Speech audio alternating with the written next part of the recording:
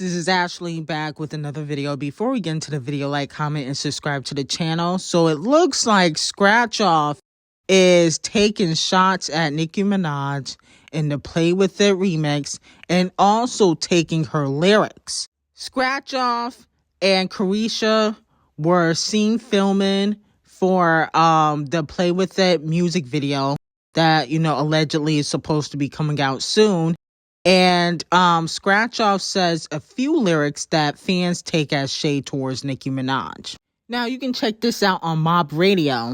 But she said a whole lot of MFs picking on me. They ain't done shit, okay? Now, if you guys remember, Nicki was on the Whole Lot of Money remix, okay? And then she said they can't stand to see me winning, so they blame payola. That's an alleged shot towards the Barbs. I mean, Scratch Off might be getting payola, but she's still flopping. I don't know why she thinks she's winning. She hasn't seen the charts since Low Energy. How is she winning? I'm very confused by that. Then she says, I ain't never doing coke. I barely do cola, which sounds similar to Nicki Minaj's We Go Up lyrics. She dropped We Go Up last year and she said, I don't do coke, little B, I don't even do Pepsi. So she flipped and took Nicki Minaj's lyrics, okay? And if you guys remember, in her little freestyle that she dropped earlier this year, she shaded Nicki by saying it's still giving coke, okay? Because people have accused Nicki of being on drugs, okay? Which Nicki has debunked several times. And that's one of the reasons why she's suing Nosy Hoax Live.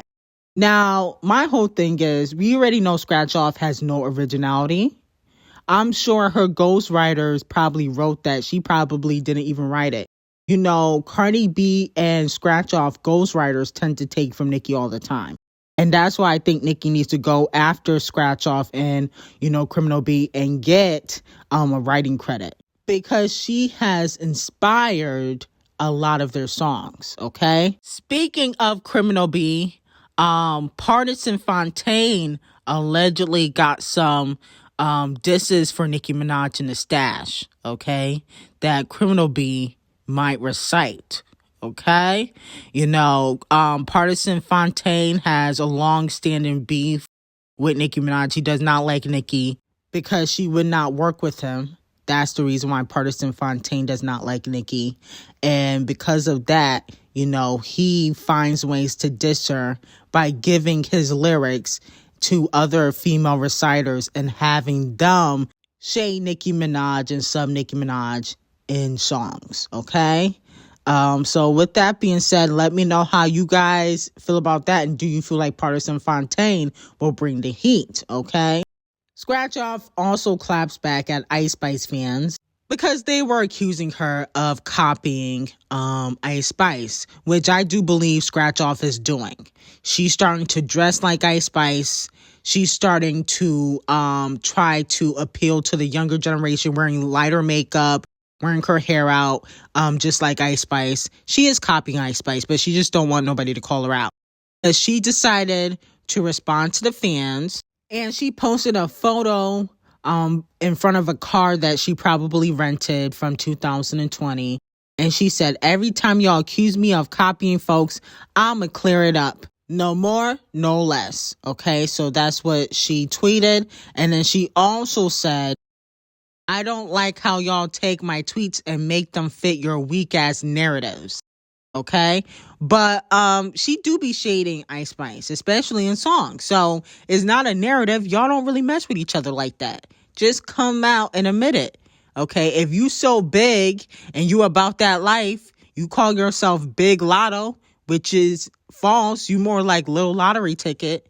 You just come out and admit that you don't really mess with that hoe. Okay, now moving on from that, Tasha K loses her appeal to Criminal B. I did a reading on Tasha K like last year and I saw that she was going to lose. Okay. I think it's on my second channel. I'll give you guys the link. Will be in my description if you guys want to check that out. But with that being said, Tasha K just doesn't have a good legal team to go up against Cardi B. She just don't. Criminal B pled guilty to throwing bottles at 2 innocent women because they allegedly slept with Off the Cheat, and she got community service. Okay, the legal system is on her side. Okay, thanks to Titanic Records. I mean, if that was anybody else, they would be in jail. And then on top of that, she didn't even do her community service when they told her to. She had to ask for an extension. Usually when people don't do community service, they get jail time. They don't get no extension. But, you know, when there's favoritism and when you're a certain complexion, you can get away with certain things. And especially if you're a celebrity. So Tasha K had no way of winning that, okay? But with that being said, Tasha K has issued an apology to Cardi B. She said, "Damn winos, we lost an appeal against Cardi B's sad day. But I'm gonna be alright. I appreciate all your love and support throughout this fight. Today we throw in the white flag. What happened will never happen again. To Cardi and her team, I apologize sincere. We live and learn." I think Tasha K should do like a payment plan or transfer the remaining money she has in the U.S. to Africa, maybe file for bankruptcy and call it a day, okay? MEG gets a major cosign from one of the hottest actors in the game. Not physically, but this person has a lot of clout and pull in the industry. Seth Rogen talks about Megan Thee Stallion, okay, in a recent interview. He said that they hung out at the Oscar vanity party where he met her. He said it was fun. They were smoking the reefer, and he had a good time with her and her brother. Then he realized she doesn't have a brother. It was T. Ferris, her road manager, okay?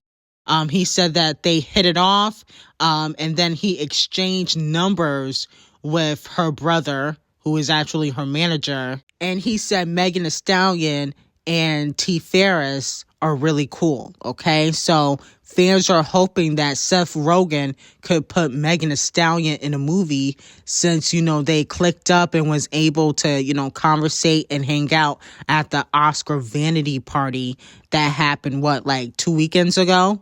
So let me know how you guys feel about that. Doja Cat got an album title for her next album, okay? She tweeted that, you know, the next album could be called Hellmouth, okay? Now, Doja Cat, you know, is a phenomenal artist, okay? She can dance, she can sing, she can rap, but I just wish she would let the devil stuff go. I mean, how much symbolisms can you do? Why do you have to call it Hellmouth? That's my whole thing. Like, why don't you try to call it something a little bit more positive? She already dressed up as the devil several times, okay? She's already been doing her rituals. I mean, I don't understand why she gotta call it Hellmouth. Why don't we call it something else? That's all I'm saying. I'm tired of the devil worshiping antics, okay? This is why I don't really mess with Doja Cat like that. I mean, y'all talk about Queen Bee, y'all talk about Rihanna. Let's talk about how Doja Cat won't let the symbolisms go, okay? She's a lost cause. Fans are debating whose music is better on social media between SZA and Summer. Okay, Summer Walker. Now, with that being said, a lot of fans are saying that SZA makes side chick music, so that's why Summer Walker's, music is better. But to me, Summer makes music for baby mamas. No shade. Okay, she makes music for when women get left with children, and you know she does have 3 children. She is a single mother. No shade is no shade. You know what I'm saying? But I'm just saying she makes similar music, okay? Because she always get left, or, you know, the relationship end up not working out, or she always end up getting cheated on. Something always happens. No shade. So I feel like they're kind of similar, and I don't feel like Summer is better than SZA. We not going to sit up here and act like SOS wasn't one of the best albums of 2022. That's what we not going to do. Okay, SZA can possibly win a Scammy. Summer Walker hasn't even really been nominated. Okay, and even though there's a lot of politics in you know, the Scammies. I feel like Summer Walker, sometimes her music comes and goes. We might talk about her music for like a week, but SZA has more longevity, in my opinion, when it comes to her music and her singles.